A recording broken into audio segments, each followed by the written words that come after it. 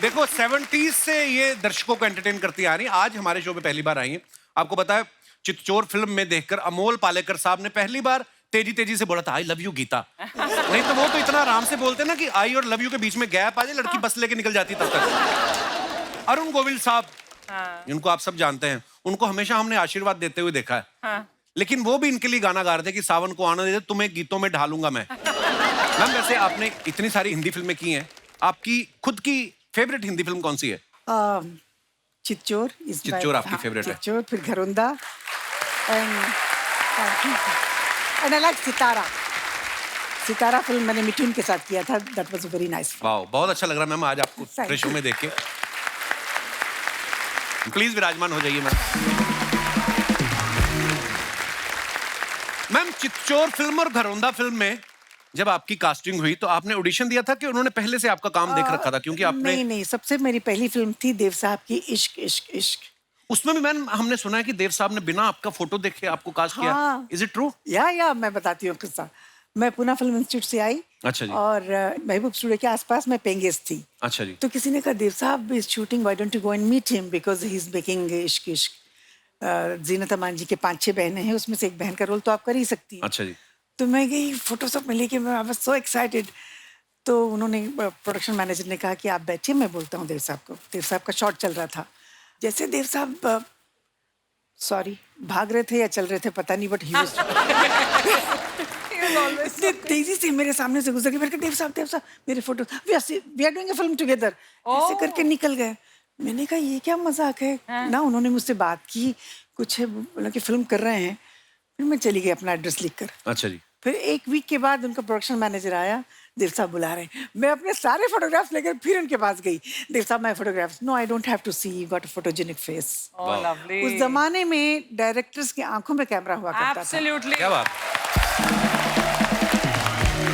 तो जरीना मैम यहाँ पे हैं। अब मैं फिल्म से जुड़े दूसरे कलाकारों को यहाँ पे आमंत्रित करना चाहूंगा आप सबकी जोरदार तालियों के बीच। Please welcome mister Nawazuddin Siddiqui. जोरदार तालियां नवाज भाई, नेहा और मिमो के लिए। आप तीनों का बहुत बहुत स्वागत है। नवाज भाई से अभी हाल ही में मुलाकात हुई थी जब हम गैंग्स ऑफ वसेपुर के 10 साल सेलिब्रेट कर रहे थे। नेहा से बहुत दिनों बाद मिलना हो रहा है, मिमो से भी काफी दिनों बाद मिलना हो रहा है। वो तो शुक्र है नेहा कि इंस्टाग्राम है तो आपकी कमी महसूस नहीं होती, अपडेट मिलती रहती है। हमारा जो दिनेश नहीं है लाल गिटार लेके बैठा हुआ है, ये आप ही की वजह से इंस्टाग्राम पे आया है।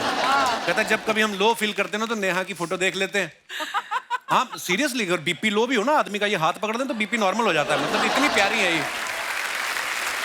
वक्त देखो आप क्या क्या रंग दिखाता है। जब हम पिछली बार मिले थे हम दोनों कवारे थे, अब आपकी शादी हो गई है। आपकी तो हो गई है ना? हाँ। चाहे मेरी हुई है, बात तो खराब हो ही गई ना, फंसी गई ना। नेहा की नहीं हुई है लेकिन हमारी हो गई है, मामला तो फंसी गया ना। पर नवाज भाई का मानना पड़ेगा, जब भी आते हैं ना पहले से ज्यादा स्टाइलिश नजर आते हैं। सोशल मीडिया पे आप इनकी सूट बूट में फोटोग्राफ्स देख लो। नवाज भाई कोई महंगा स्टाइलिस्ट रख लिया या हॉलीवुड में जाने की तैयारी हो रही है आपकी? अभी बीच में खबर भी आई थी कोई। नहीं, कुछ खा रहा हूँ मैं, कुछ दूसरी तरीके की चीजें खा रहा हूँ। क्या खा रहे हैं नवाज भाई? है जिनसे थोड़ा एज वेज थोड़ा। ओह, पर नवाज भाई मैंने देखा आप इतनी स्टाइलिश फोटोग्राफ्स होती हैं आपकी इंस्टाग्राम पे भी, पर जैसे गैंग्स ऑफ वसेपुर में आपका वो अटायर था, लुंगी और बनियान, आप ज्यादा किस में कंफर्टेबल होते?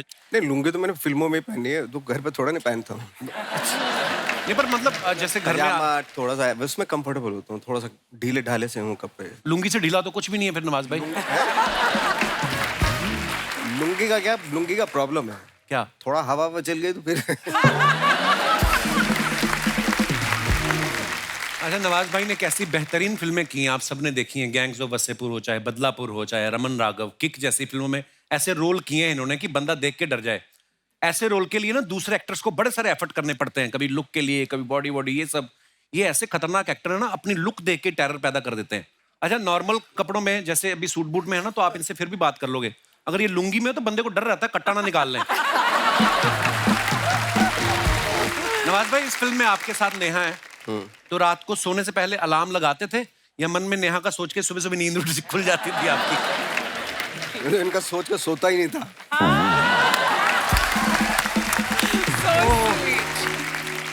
मिमो बहुत अच्छे कलाकार हैं, ये हम सब के चहेते मिथुन दा के बेटे हैं, आप सब जानते हैं।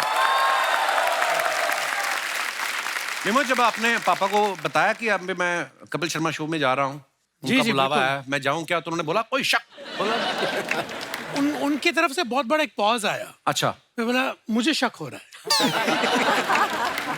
सचमुच में मुझे शक हो रहा है कि तुम एक्चुअली उधर जा रहे हो, बिकॉज सब जानते हैं कि coming to Kapil Sharma show एक बोलता है ना कि एक प्रेस्टीज लेवल के लिए होता है। अरे थैंक यू ब्रदर, आपके प्यार के लिए। मैं दोस्तों नेहा के बारे में आपको बताऊं कि नेहा एक्टर तो बाकमाल है ही। इन्होंने लंदन से हिप हॉप, सालसा, जैज सारी डांस की फॉर्म सीखी हैं। जब डेब्यू था तो करना पड़ता है ना मेहनत। डेब्यू से पहले ऐसा सीखना पड़ता है? आई थिंक जब प्रेशर बहुत होता है ना कि पहली फिल्म है तो आप प्रिपेयर करके जाना चाहते हो, तो मुझे भी लगा कर लेना चाहिए। नहीं, कई इन्होंने 50-50 फिल्में कर ली, अभी तक नहीं डांस सीखा। ऐसा भी नहीं है, जरूरी नहीं है। मतलब हाँ, अपनी बात कर रहा है, लेकिन 50 फिल्म नहीं, तूने 4, 5, 6 की है। एपिसोड लेकिन 600 हो गए।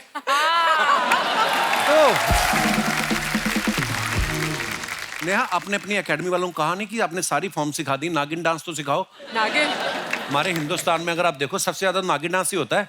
हाँ। बड़ी बड़ी शादियों मैंने बड़े बड़े पढ़े लिखे इंटेलेक्चुअल लोग देखे हैं, 2 पैक के बाद सांप बनते हुए देखे मैंने। क्योंकि क्रेज इतना है नागिन डांस का। अच्छा, नेहा ने डांस की ट्रेनिंग ली है। हाँ। और नवाज भाई के साथ डांस कर रही है, और ये ऐसे खतरनाक फनकार है ना, जो सीख के भी आया उसको भी भुला दे। तो आप इनके साथ डांस का आपको कैसा एक्सपीरियंस रहा आपका? बहुत मजा आया। शुरू में I don't think he was sure कि इनसे होगा या ये कर लेंगे, पर जब ये आए वहाँ पे तो आई थिंक सब देख रहे थे, because he was going on full on. बहुत मजेदार था। नवाज, कितनी रिहर्सल ली तुमने डांस के लिए? इतना कोई खास मेरा डांस है नहीं एक्चुअली। इतना डांस तो कोई भी चलते फिरते भी कर लेता है। हल्का सा हो ना तो हो जाता है। इनके लिए हल्का सा हो जाता। आप ना ट्राई करना, मैं फालतू में।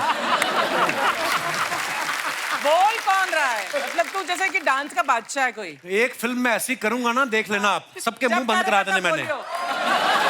डांस वाली फिल्म। मैं जेन्युइनली पूछना चाहता था नवाज भाई, वो कॉकटेल गाना आपकी फिल्म का बड़ा पॉपुलर हो रहा है। हाँ। तो इतना बल्क में डांस करता हुआ मैंने कभी नहीं देखा आपको। इतना थोक में डांस कर रहे हैं ना आप। पर नवाज भाई की एक चीज है, ये इतनी कन्विक्शन के साथ करते हैं ना कि पूरा मजा लेते हैं। हमले जितने खराब भी हो तो भी अच्छे ठीक ठाक लगे। हाँ, मतलब आर्टिस्ट खुद मजा ले रहा है तो सामने वाले को भी आता है। पर ये आपने नॉर्मल अवस्था में किया या कॉकटेल कुछ? नहीं, नॉर्मल अवस्था में तो हो ही नहीं सकते ये डांस। नेहा इस गाने में कह रही हैं, सिंगल रह के पार्टी रोज कर, शादी तो है टॉर्चर।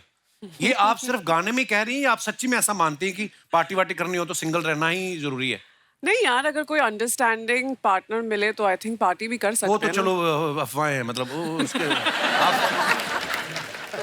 फिर तो यू नो बेटर ना with the experience couple. Absolutely नहीं, मैं तो हाँ ठीक है। मेरे पे डाल दिया ऊपर आगे। जरीना मैम, किसी के लिए जैसे डांस होता है ना कि एक्टर को बहुत अच्छा है लेकिन डांस मुश्किल है, किसी के लिए कोई एक्शन सीक्वेंस करना मुश्किल है, आपको अपने पूरे इतने करियर में कौन सी चीज मुश्किल लगती रही है? एक्शन सीक्वेंस करना एक बार मैंने किया था। अच्छा। हाँ, बस ज्यादा नहीं कर पाई मैं। वैसे डांस मैं कर लेती हूँ, basically I am a dancer. Nawaz भाई, आपको क्या मुश्किल लगता है ज्यादा, एक्शन करना, रोमांस करना? रोमांस में मैंने देखा आजकल आपको मजा आने लगा। पिछली बार नवाज भाई आया था ना, तो एक रोमांटिक फिल्म की तो बोलते अब मेरे मुंह को खून लग गया है। नहीं, मुझे तो रोमांस में पहले से मजा आता था लेकिन मिलती नहीं थी फिल्में। वैसे ज्यादा आपको कंफर्टेबल किस में रहते हैं ज्यादा आप? कंफर्टेबल हो, ठाक ठाक ठाक सीधा कुछ करने की। नेहा ना फिल्म में इनके घर वाले कोशिश कर रहे हैं इनकी शादी करवाने की, और ये नवाज भाई की हेल्प ले रही हैं जुगाड़ कराने में ताकि वो शादी टल जाए। नेहा, रियल लाइफ में भी आपको बहुत सारे, आई एम श्योर आपके घर वालों को बहुत सारे ऐसे रिश्ते आते होंगे। नहीं, अब वो फोन मुझे नहीं आते हैं। पहले इनिशियली पेरेंट्स फोन करते हैं ना, अभी टाइम हो गया है, हाँ। देखना शुरू करो, शादी करो। अच्छा। They've given up. They're like, अब फायदा नहीं है इसको कुछ बोल के। अच्छा, हाँ। बात खत्म। नहीं, अभी मतलब सोच रही हूँ राइट टाइम पे आई थिंक हर चीज होना अब चाहिए। क्या सोचना, अब तो बड़े लोगों की शादियां हो गई अब क्या। अच्छा, नॉर्मल भाई बहन घर में तो साथ रहते ही हैं। नेहा की जो सिस्टर है ना आयशा, ये लोग इंस्टा पे साथ रहते हैं। आप दोनों अलग होते हैं तो आपका घर नेटवर्क में भी नहीं? रहते हैं साथ ही। घर में भी साथ रहते हैं। हाँ, हर समय साथ ही रहते हैं। तो आप अलग अलग होते तो आपका नेटवर्क नहीं आता क्या? मैम आप सोशल मीडिया पे नहीं है है ना? नहीं मुझे अरे अभी आता वो नहीं मिसिंग द ट्रोलिंग. आपका कभी दिल नहीं किया ऐसे जाने का सोशल मीडिया पे? है। मैं अलावा कैंडी क्रश के मुझे कुछ नहीं आता उसमें। पर बहुत अच्छी बात है एक्चुअली, टेंशन ही है. मिमो, मिथुन दा पे हर किसी का क्रश रहा है जी. कभी जब आपके स्कूल में कभी आपकी किसी टीचर ने कहा नहीं कि पेरेंट्स टीचर मीटिंग में मिथुन दा को अकेले को लेके आना मेरे घर पे ऐसे? सर इतने ऐसे ओकेजन्स हो चुके हैं कि मैं आपको क्या बोलूं. हाँ? हमेशा कभी कभार तो जो मेरी क्लासमेट्स होती थी वो बोलती थी आपके पापा कब आ रहे हैं. बट पापा कभी जाते थे पेरेंट टीचर मीटिंग में? वो तो बिजी होते थे शूट में मैम, तो उनका नहीं होता था. तो फिर हमेशा मम्मा आती थी तो पूछती थी कि आपकी मॉम क्यों आई, आपके डैड किधर है? अच्छा, नवाज भाई के बारे में आप सबको बता दूं, आपने इनको फिल्मों में एक्टिंग करते हुए देखा, लूटपाट करते, मारपीट करते हुए देखा है, लेकिन इन्होंने केमिस्ट्री में ग्रेजुएशन की है. सीरियसली नवाज भाई? इसमें ऐसा कुछ नहीं है. हाँ, नहीं मेरे जैसे लोग ही करते हैं नहीं ग्रेजुएशन.